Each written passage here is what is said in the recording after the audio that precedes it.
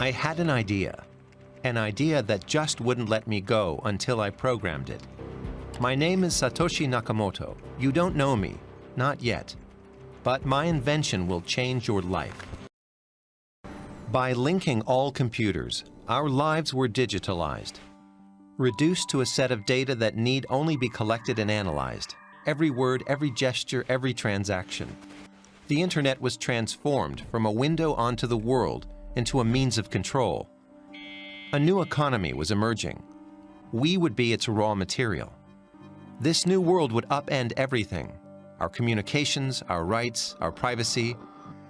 In the era of self-styled promotion, privacy is a revolutionary act, regardless of whether there is something to hide or not. Privacy is not secrecy. A private matter is something you don't want the world to know. A secret is something you don't want anybody to know. Privacy is the power to selectively reveal oneself to the world. Freedom. With the growth of the internet, it became necessary for everyone to have access to strong encryption.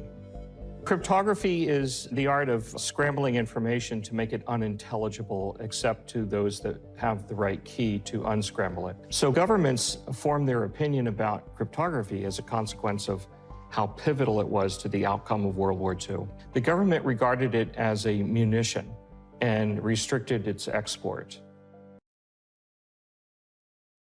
The cypherpunks, a group of activists in the San Francisco Bay Area, were quite interested in promoting strong encryption. For us cypherpunks, freedom is non-negotiable. It tops everything. Freedom is our struggle. Eric Hughes said it in his manifesto back in 1993. Privacy is necessary for an open society in the electronic age. We cannot expect governments, corporations, or other large, faceless organizations to grant us privacy out of their beneficence. Cypherpunks write code. We know that someone has to write software to defend privacy. And since we can't get privacy unless we all do, we're going to write it.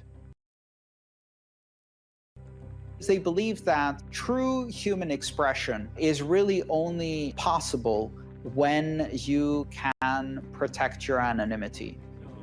And out of this movement came many attempts to recreate various fundamental institutions of society using the complex mathematics of cryptographic systems.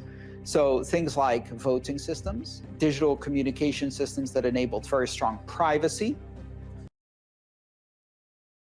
The cypherpunks were a group of individuals who felt that cryptography could enable new human freedom, that freedom to communicate and the freedom to send money.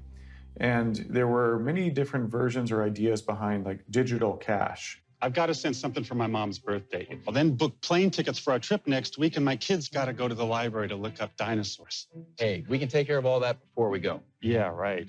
Oh, with America Online. America Online can do all that? If you can control people's money, you can control every aspect of their life. If you can surveil people's money, then you know everything you need to know about them. How about sending your mom some nice flowers? All you do is click on Marketplace, we place an order. And it's so easy. All you do is point, click. America Online, a new way to use your computer to communicate, have fun, and get instant news and information. A giant virtual supermarket. That's what the internet promised us. But we saw something quite different. People have distrusted the traditional financial system for some time. They'd been working on peer-to-peer currencies for decades because the internet made information accessible to everyone. But no suitable currency, no global universal currency exists without a central bank. That was a drawback. Control trade, and you control freedom.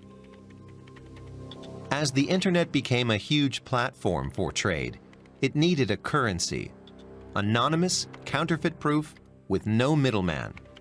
But there was an issue: double spending. The double spending problem is this idea that digital information is easy to copy. And if you have a form of digital money, how can you keep track of that money and make sure it's only spent once? Now, with physical paper money, when you give it to someone, you no longer have it. But in the digital realm, you can give someone a copy of something digital, a perfect copy that is indistinguishable from the original and still keep the original. Now there are two copies. What if you then give it to someone else again? On the internet, everything can be duplicated infinitely. Solving the double spending problem would help prevent fraud on the net. Copy and paste could no longer be an option. Without it, online commerce would be impossible. It was a complex technical problem. That's why it took decades to solve. Bitcoin is the result of decades of intensive research, an ideology of freedom, and a desire for secure payments. These are the individuals who had built precursors to Bitcoin, but these precursors hadn't been successful. If you think of Bitcoin as a new species of money, these species died on the operating table. They never really made it out of the lab. And so the cypherpunks wanted to create a digital cash, but they had no idea how money worked. They knew how cryptography worked, but they had very poor understanding of economics, monetary policy, and money. Satoshi did. Sometimes the solution appeared to be within my grasp. Other times it appeared entirely out of reach. The stock market is now down 21%. It was the worst day on Wall Street since the crash of 1987. This could be the most serious recession in decades. What started in America last year has now spread to every part of the world. The financial world collapsed. Its instruments, its rules, the creation of wealth, all one big fiction. A web of lies and opaque algorithms. The opposite of what I had been working on for years, an open, universal, well-ordered mathematical world. The Bitcoin code haunted me day and night. Lehman Brothers had just collapsed. There had been massive bailouts. It was a huge, super stressful time period in the world. And finally, the time had come. It worked. Cryptography had cracked double spending. Absolute transparency, guaranteed anonymity. Bitcoin was ready. Satoshi first shared the Bitcoin white paper with the cryptographer mailing list, which was comprised of the cypherpunks. October 31st, 2008 is when he releases the white paper. And Satoshi waited for that exact moment because it sounded like he had completed Bitcoin a little bit before that and was waiting for the peak moment of despair in the financial markets to press the send button. A technical scientific paper that described in just over 8 pages in beautiful detail, very concisely, very clearly, the primary technical ideas of Bitcoin. The first people that heard about Bitcoin typically scoffed at it. They thought it was a joke or they didn't think it was going to work. A few months later, he released the code. In the Genesis block, he has a headline from the Times, UK Chancellor on the verge of second bailout for banks. So he's very much, this is a very aggressive stance, anti-banking, anti-central banking, anti-government. In his writings, he goes, the core root of the problem with money is it requires trust to make it all work. We must trust the banks. We must trust the merchant processors. We must trust the central banks.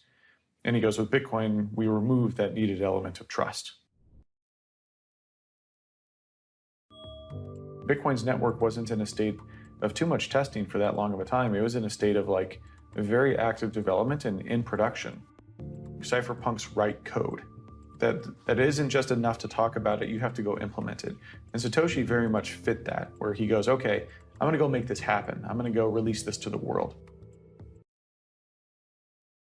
I like the idea of writing software and releasing it, and the software changes the facts on the ground. It's politically easier to bring about these changes if the software is already deployed. It makes it harder to make the software illegal if it's available everywhere. The program was launched. I had won a victory against the banks, against state power. I had to be careful in the early days. I had a few allies, but it was a minefield. A handful of disciples does not make an army. Bitcoin was easy prey. Bitcoin certainly wasn't 100% perfect right off the bat. There were a few bugs, few flaws. From a network perspective, it very easily could have been crushed by, a really motivated attacker. But luckily that didn't happen. I think most people dismissed Bitcoin, and governments included, dismissed Bitcoin as silly money for a long time, and most governments still do. What is the value of a new currency? It was valued at what it cost to produce it, $1 for 1,500 bitcoins. Trust would then follow. Late 2010 and 2011, there was a few OTC markets where people would essentially on the forums be like, hey, I'm selling 10,000 Bitcoin, and someone go, cool, I'll buy it for $10. It didn't immediately become a currency, and it's still not clearly a currency. To me, it's just becoming a currency. Not because the government says at some point, it's a currency, but because more and more people are using it as a currency.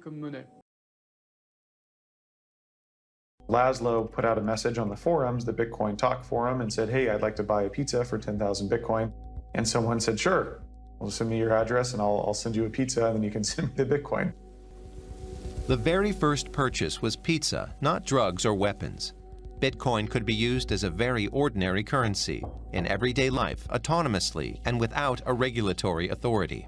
That was the first ever paid Bitcoin transaction, supposedly the first ever transaction for value. A very expensive pizza. A currency is based on the trust of its users. But what is the trust based on? We trust current government currencies because they're issued by the state, because we pay our taxes with them. The state guarantees a monopoly for the currency within its borders. Digital currencies are something completely new. They force us to question the very nature of money. Julian Assange, the founder of WikiLeaks, has been put on Interpol's most wanted list. Tonight in Britain, Julian Assange is awaiting arrest by British police. But the WikiLeaks founder remains defiant, suggesting the US is out to kill him. Tonight, Assange isn't relenting, suggesting that if anything happens to him, all the remaining secret cables will be released to the world at once.